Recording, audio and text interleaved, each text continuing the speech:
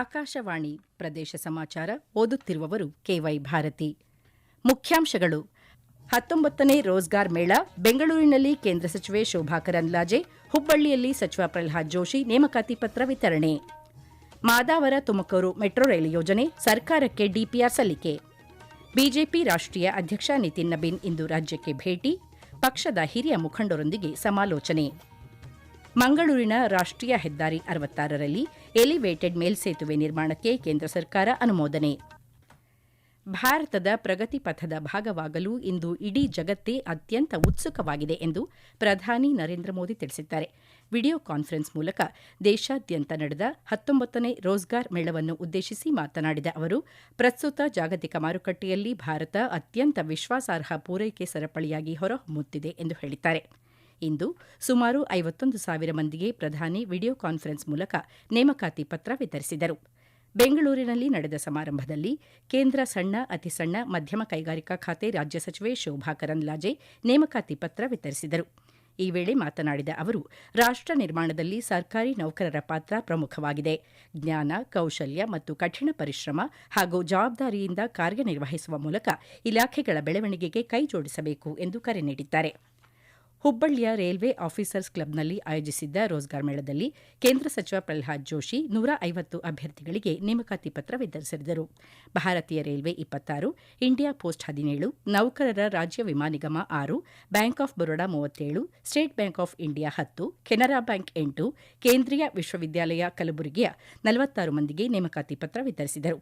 ಇದೇ ವೇಳೆ ಮಾತನಾಡಿದ ಅವರು, ಯುವ ಪೀಳಿಗೆಗೆ ವರದಾನವಾಗಿರುವ ಈ ರೋಜ್ಗಾರ್ ಮೇಳ ಸುಸ್ಥಿರ ಹಾಗೂ ಸದೃಢ ಭವಿಷ್ಯವನ್ನು ರೂಪಿಸುತ್ತಿದೆ ಎಂದು ತಿಳಿಸಿದ್ದಾರೆ.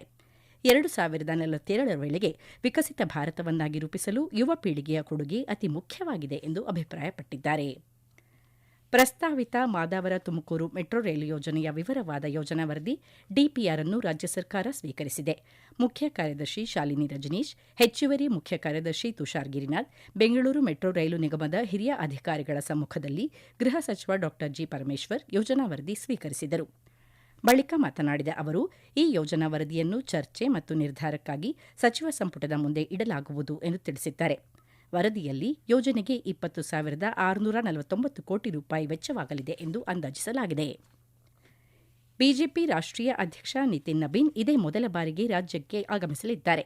ಇಂದು ಸಂಜೆ ಬೆಂಗಳೂರಿಗೆ ಬರಲಿರುವ ಅವರು ನಾಳೆ ಬೆಂಗಳೂರು ಉತ್ತರ ಜಿಲ್ಲೆ ಪ್ರಶಿಕ್ಷಣ ವರ್ಗದಲ್ಲಿ ಪಾಲ್ಗೊಳ್ಳಲಿದ್ದಾರೆ. ನಾಳೆ ಅವರು ಬಿಜೆಪಿ ಸಂಸದರು, ಶಾಸಕರು, ವಿಧಾನ ಪರಿಷತ್ ಸದಸ್ಯರು ಹಾಗೂ ಹಿರಿಯ ಮುಖಂಡರೊಂದಿಗೆ ಸಮಾಲೋಚನೆ ನಡೆಸಲಿದ್ದಾರೆ.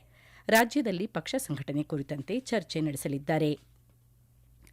ಡಾ ಮನಮೋಹನ್ ಸಿಂಗ್ ಬೆಂಗಳೂರು ನಗರ ವಿಶ್ವವಿದ್ಯಾಲಯದಲ್ಲಿ ಇಂದು the decline of Hindu civilisation lessons from the past ಎಂಬ ಪುಸ್ತಕದ ಕುರಿತು ಸಂವಾದ ಏರ್ಪಡಿಸಲಾಗಿತ್ತು.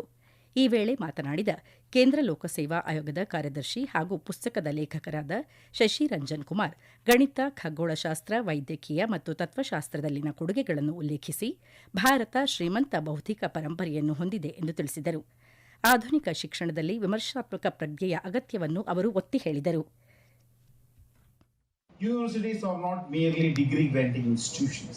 They are spaces where civilizations examine themselves. They are centers where societies negotiate ideas, challenge assumptions, preserve knowledge, and prepare future generations to think critically and responsibly. It's a very important thing all our higher education institutions should consider. If academic institutions stop encouraging dialogue, inquiry, dissent, and intellectual honesty, then societies gradually lose their ability to innovate, reform, and progress. ಇದೇ ವೇಳೆ ನಡೆದ ಸಂವಾದದಲ್ಲಿ ಭಾಗವಹಿಸಿದ ಅವರು ಹಲವು ಪ್ರಶ್ನೆಗಳಿಗೆ ಉತ್ತರಿಸಿದರು. ಕಾರ್ಯಕ್ರಮದಲ್ಲಿ ಬೆಂಗಳೂರು ಉತ್ತರ ವಿಶ್ವವಿದ್ಯಾಲಯದ ಉಪಕುಲಪತಿ ಪ್ರೊಫೆಸರ್ ಬಿಕೆ ರವಿ, ಡಾ ಮನಮೋಹನ್ ಸಿಂಗ್ ಬೆಂಗಳೂರು ನಗರ ವಿಶ್ವವಿದ್ಯಾಲಯದ ಉಪಕುಲಪತಿ ಪ್ರೊಫೆಸರ್ ರಮೇಶ್ ಅಬಿ ಉಪಸ್ಥಿತರಿದ್ದರು. ರಾಷ್ಟ್ರೀಯ ಹೆದ್ದಾರಿ 66ರಲ್ಲಿ ಬೈಕಂಪಾಡಿಯಿಂದ ಕೆಐಒಸಿಎಲ್ ಜಂಕ್ಷನ್ವರೆಗೆ ಒಟ್ಟು 414.16 ಕೋಟಿ ರೂಪಾಯಿ ವೆಚ್ಚದಲ್ಲಿ ಎಲಿವೇಟೆಡ್ ಮೇಲ್ಸೇತುವೆ ಮತ್ತು ಸರ್ವಿಸ್ ರಸ್ತೆ ನಿರ್ಮಾಣಕ್ಕಾಗಿ ಕೇಂದ್ರ ಸರ್ಕಾರದಿಂದ ಅನುಮೋದನೆ ದೊರೆತಿದೆ. ರಾಷ್ಟ್ರೀಯ ಹೆದ್ದಾರಿ ಪ್ರಾಧಿಕಾರ ಈಗಾಗಲೇ ಟೆಂಡರ್ ಪ್ರಕ್ರಿಯೆ ಆರಂಭಿಸಿದೆ ಎಂದು ದಕ್ಷಿಣ ಕನ್ನಡ ಸಂಸದ ಕ್ಯಾಪ್ಟನ್ ಬ್ರಿಜೇಶ್ ಚೌಟ ತಿಳಿಸಿದ್ದಾರೆ. ನವಮಂಗಳೂರು ಬಂದರಿಗೆ ನೇರ ಸಂಪರ್ಕ ಸುಧಾರಿಸುವ ಒಟ್ಟು 3.075 ಕಿಲೋಮೀಟರ್ ಉದ್ದದ ರಸ್ತೆ ಅಭಿವೃದ್ಧಿ ಯೋಜನೆ ಇದಾಗಿದ್ದು, ಈ ಪೈಕಿ 1.520 ಮೀಟರ್ ಉದ್ದದ ಅತ್ಯಾಧುನಿಕ 6 ಪಥದ ಎಲಿವೇಟೆಡ್ ಫ್ಲೈಓವರ್ ನಿರ್ಮಾಣಗೊಳ್ಳಲಿದೆ. ಈ ಬೃಹತ್ ಯೋಜನೆಯನ್ನು ಇಪಿಸಿ ಮಾದರಿಯಲ್ಲಿ ಅನುಷ್ಠಾನಗೊಳಿಸಲಾಗುತ್ತಿದೆ. ಇದರೊಂದಿಗೆ ಹೆದ್ದಾರಿಯ ಇಕ್ಕೆಲೆಗಳಲ್ಲಿ ಒಟ್ಟು 5.825 ಕಿಲೋಮೀಟರ್ ಉದ್ದದ ಸರ್ವಿಸ್ ರಸ್ತೆ ನಿರ್ಮಿಸಲಾಗುವುದು. ಯೋಜನೆಯ ಯಶಸ್ವಿ ಅನುಷ್ಠಾನಕ್ಕಾಗಿ ನವಮಂಗಳೂರು ಬಂದರು ಪ್ರಾಧಿಕಾರ ಅಗತ್ಯವಿರುವ ಹೆಚ್ಚುವರಿ ಭೂಮಿ ಹಾಗೂ ಆರ್ಥಿಕ ಧನ ಸಹಾಯವನ್ನು ಹೆದ್ದಾರಿ ಪ್ರಾಧಿಕಾರಕ್ಕೆ ಒದಗಿಸಲಿದೆ ಎಂದು ಮಾಹಿತಿ ನೀಡಿದ್ದಾರೆ. ಪ್ರದೇಶ ಸಮಾಚಾರ ಕೇಳುತ್ತಿದ್ದೀರಿ. ನಮ್ಮ ಎಲ್ಲಾ ರಾಷ್ಟ್ರೀಯ ವಾರ್ತೆಗಳು ಹಾಗೂ ಪ್ರದೇಶ ಸಮಾಚಾರ ಈಗ ಆಕಾಶವಾಣಿ ನ್ಯೂಸ್ ಕನ್ನಡ ಯೂಟ್ಯೂಬ್ ಚಾನೆಲ್ನಲ್ಲಿ ಲಭ್ಯ. ನಮ್ಮ ಎಕ್ಸ್ ಖಾತೆ ಮತ್ತು ಇನ್ಸ್ಟಾಗ್ರಾಂ ಖಾತೆ ಆಕಾಶವಾಣಿ ನ್ಯೂಸ್ ಕನ್ನಡ. ಹೆಚ್ಚಿನ ಮಾಹಿತಿಗಾಗಿ ನಮ್ಮ ಫೇಸ್ಬುಕ್ ಖಾತೆ AIR ಕನ್ನಡ ನ್ಯೂಸ್ ಅನುಸರಿಸಿ. ಮಾಹಿತಿಯ ಹೂರಣ ವಾರದ ಕಾರ್ಯಕ್ರಮ ಪ್ರಚಲಿತ ವಿದ್ಯಮಾನ ಪ್ರತಿ ಬುಧವಾರ 9:15ಕ್ಕೆ.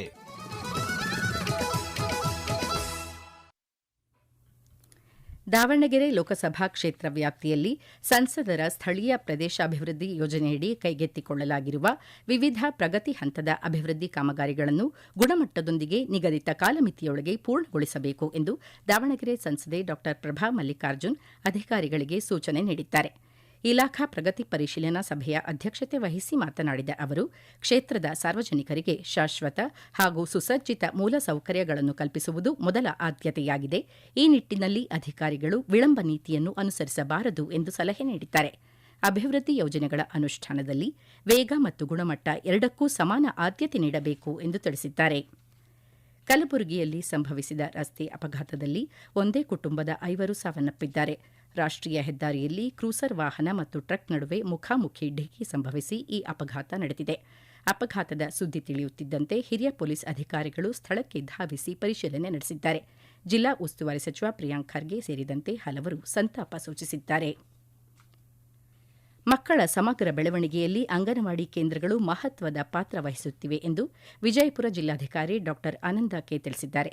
ವಿಜಯಪುರದಲ್ಲಿ ಹೊಸದಾಗಿ ನೇಮಕವಾದ ಅಂಗನವಾಡಿ ಶಿಕ್ಷಕಿಯರು ಮತ್ತು ಸಹಾಯಕಿಯರಿಗೆ ಹಮ್ಮಿಕೊಂಡಿದ್ದ ಬುನಾದಿ ತರಬೇತಿ ಕಾರ್ಯಕ್ರಮ ಉದ್ಘಾಟಿಸಿ ಮಾತನಾಡಿದ ಅವರು, ಮಕ್ಕಳ ಆರೋಗ್ಯ, ಶಿಕ್ಷಣ ಮತ್ತು ಉತ್ತಮ ಸಂಸ್ಕಾರಗಳ ಬುನಾದಿ ಬಾಲ್ಯಾವಸ್ಥೆಯಲ್ಲೇ ನಿರ್ಮಾಣವಾಗುತ್ತದೆ. ಹಾಗಾಗಿ ಅಂಗನವಾಡಿ ಶಿಕ್ಷಕಿಯರು ಹಾಗೂ ಸಹಾಯಕಿಯರು ತಮ್ಮ ಜವಾಬ್ದಾರಿಯನ್ನು ನಿಷ್ಠೆಯಿಂದ ನಿರ್ವಹಿಸಬೇಕು ಎಂದು ನಿರ್ದೇಶನ ನೀಡಿದ್ದಾರೆ. ಕೋಲಾರದ ಯುವಜನ ಸೇವಾ ಇಲಾಖೆ ಒಳಾಂಗಣ ಕ್ರೀಡಾಂಗಣದಲ್ಲಿ ಇದೇ ಮೊದಲ ಬಾರಿಗೆ ರಾಜ್ಯ ಮಟ್ಟದ ಚೆಸ್ ಪಂದ್ಯಾವಳಿ ನಾಳೆಯಿಂದ ಆರಂಭವಾಗಲಿದೆ. ಕೋಲಾರ ಜಿಲ್ಲಾ ಚೆಸ್ ಅಸೋಸಿಯೇಷನ್ ಈ ಪಂದ್ಯಾವಳಿ ನಡೆಸಿಕೊಡಲಿದ್ದು, ಆಸಕ್ತಿಯುಳ್ಳ ಎಲ್ಲಾ ಚೆಸ್ ಕ್ರೀಡಾಪಟುಗಳು ಪಾಲ್ಗೊಳ್ಳಬಹುದಾಗಿದೆ. 50,000 ರೂಪಾಯಿಗಳ ನಗದು ಪುರಸ್ಕಾರ ಮತ್ತು ಟ್ರೋಫಿ ನೀಡಲಾಗುವುದು ಎಂದು ಆಯೋಜಕರು ತಿಳಿಸಿದ್ದಾರೆ.